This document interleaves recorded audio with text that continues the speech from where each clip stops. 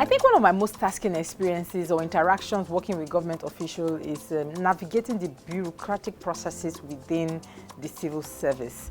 You know, there are a lot of them, and so when you need to engage maybe like a senior government official, you know, a political appointee, there are so many processes. It's not smooth sailing. It's not like you could just walk directly to the person and have a conversation with the person and get the person's buy-in. You know, you sort of have to go through the entire cadre. You know, you have to go through the front desk, and irrespective of whatever, you know, arrangements that you've had with the principal that you really want to engage. You know, another really tasking experience, you know, working with government of officials, collaborating with ministries, departments, and agencies, really is it's driving a state-led approach towards policy development. You know, so over the years, most of the MDAs, they kind of used to the support development partners give to them. You know, they bring a consultant on board, work with them, help them articulate policies and all. But one of the things PIND is really pushing and advocating for is for state to begin to take ownership of policy development. So like the long-term development plan, for example, that was entirely state-led. And that approach we've tried out in 3 states in the Niger Delta region. We started in Cross Rivers, then went on to Abia, and then Edo State. All 3 completely state-led, state-owned, state-driven, state-funded, you know. But despite the humongous success of these state-led policies, it's not been easy, you know, getting them to shift away from that development organization, do it for us kind of approach, to us really sitting down and thinking about what we want and what we want to see in our states or in our department, in our sector kind of thinking.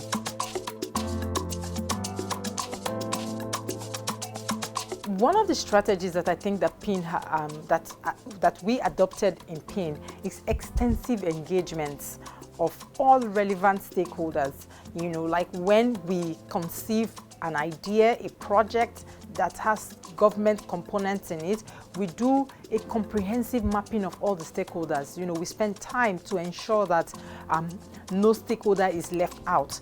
And then we develop a plan, an engagement plan, that through push messaging, direct engagement, one-on-one, meetings, virtual, like we literally go all out, you know, to engage the various stakeholders at their various levels to ensure that the model that we're trying to advocate for, the approach that we're trying to get them to adopt, that everybody first understands what it is.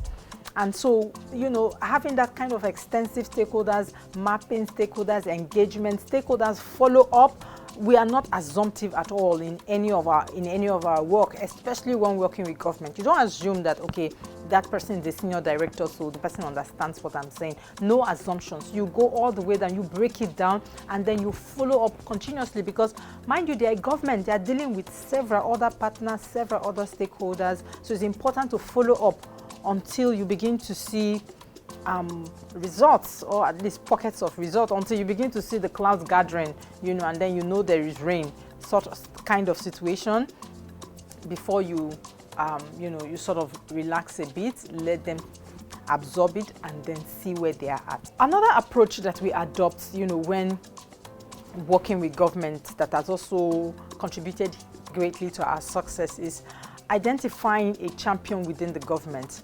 I know this might sound like common knowledge, everybody knows that, but it is really not as easy as it sounds on paper. You know, getting somebody who has the drive, the passion, the commitment, the will, and then the skill to be able to, you know, own and adopt that model that is being advocated. That's also very critical. And once you are able to identify this government champion, you know, it's sort of the individual makes it easier to navigate through the government and the civil service bureaucratic processes. And I think that's sort of worth mentioning and worth noting as well, that there are champions within the government's circle space, within the civil service, that have the right skill, that have the will, the commitment, the passion, the desire to see development and change. And those are the people that we usually go for, you know, when working with government.